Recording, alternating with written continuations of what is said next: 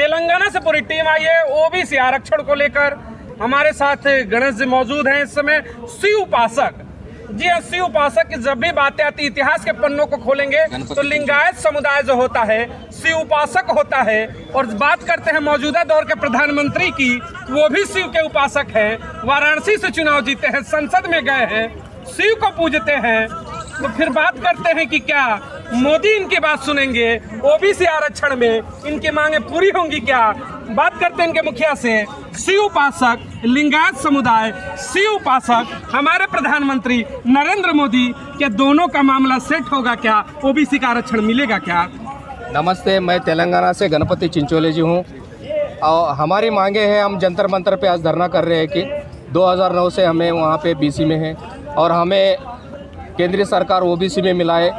हमारे बच्चों के लिए आईपीएस हो, आईएएस हो, आईआईटी हो, उसमें बहुत से दिक्कत आ रहे, वो नीट का हो, तो इसलिए हम यहाँ पे धरना कर रहे हैं आज।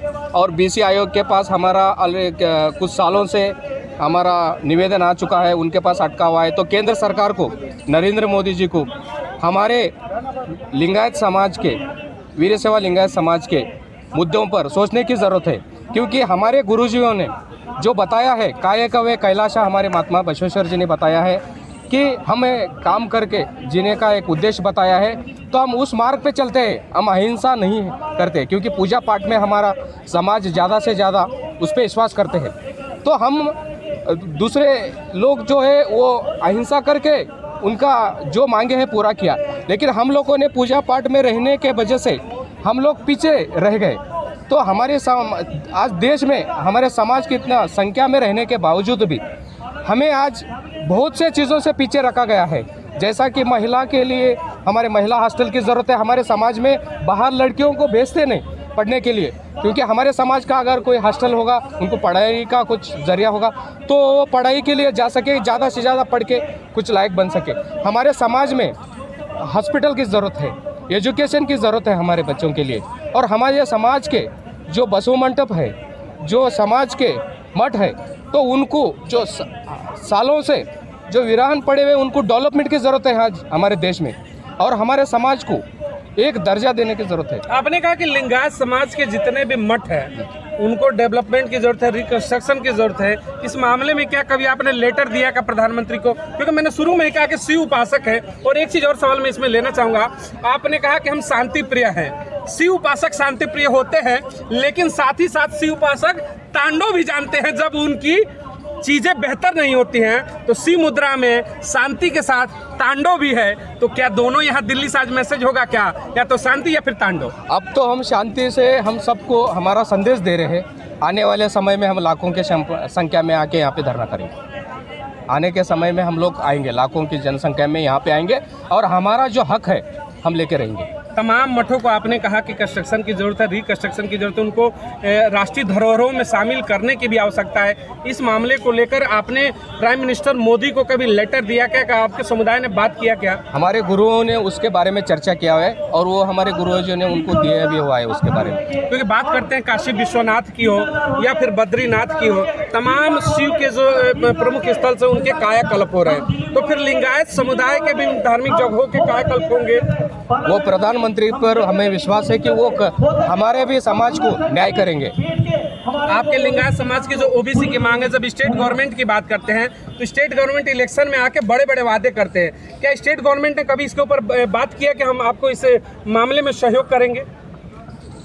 वो इलेक्शन के टाइम पे आके बहुत से आश्वासन देते हैं, इलेक्शन के बाद भूल जाते हैं, लेकिन अभी ऐसा नहीं होगा।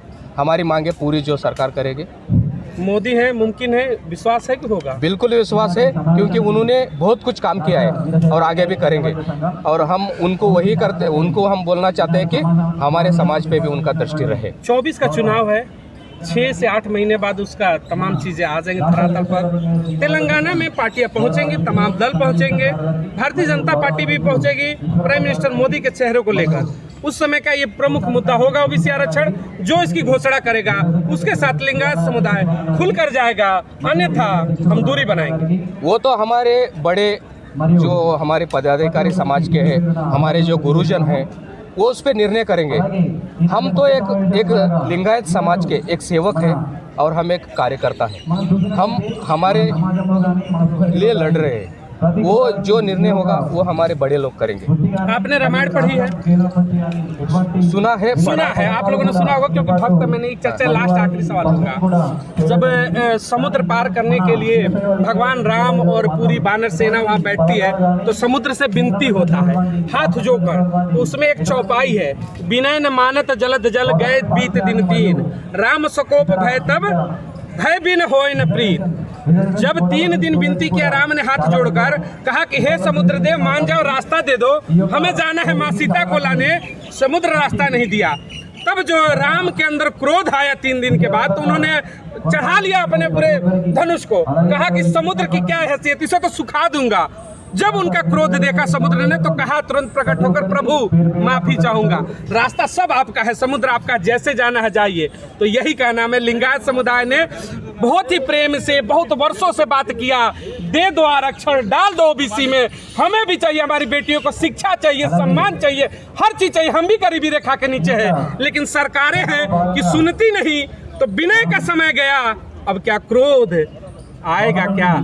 वो तो हमारे समय के अनुसार हमारे जो गुरु है और हमारे पदाधिकारी वो निर्णय करेंगे।